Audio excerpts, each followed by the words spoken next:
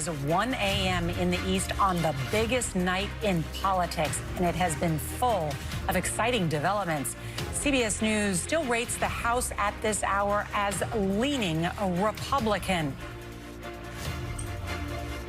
Let's go straight to our political contributor, Joel Payne. You have worked on a number of campaigns, and Joel, I know you're in touch with all of your friends who work on these campaigns. What are you hearing?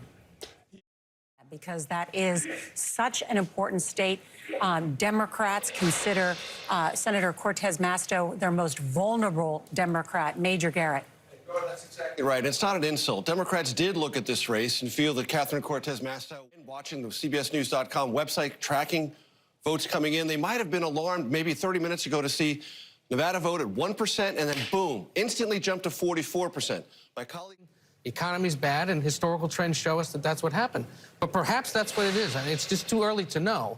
But that number said to me, it's things like the Pelosi attack, it's things like Donald Trump reemerging potentially that could have caused at least enough here. The other thing in Arizona, I know we were talking about this earlier, and there was some surprise.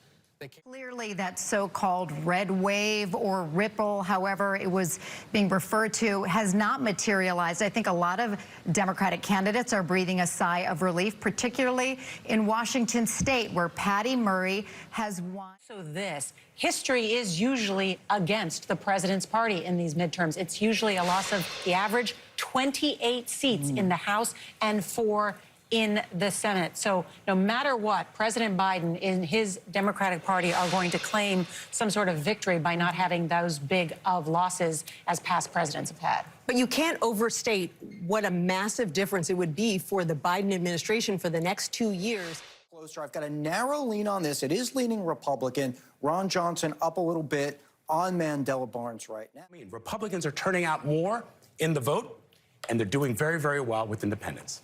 That's a key indicator, Vladimir. Much better than 2018. Yeah, you explained that very well, that data, Margaret Brennan. Some of these key voting groups, we've also seen suburban women swing from the Democrats to the Republican Party in some of the early polling that we saw prior to Election Day. That's right. And when it comes to the economy and inflation, it is #1 concern. But when you look at that... Where CBS News race rating is lean Republican towards incumbent Mike Lee. He is running against the independent and former CIA officer Evan McMullin. And in races, Senate race, because it is still rated as a toss-up, you can see those numbers shifting as more and more of the vote comes in. And the gubernatorial race in Georgia, lean Republican for the incumbent, Governor Brian Kemp, in that. Basically showing our work, showing the mathematics. And we're going to do this in Nevada because right now, essentially, we're laying a concrete slab. We have almost no data at all in Nevada. Nothing yet. But, Anthony...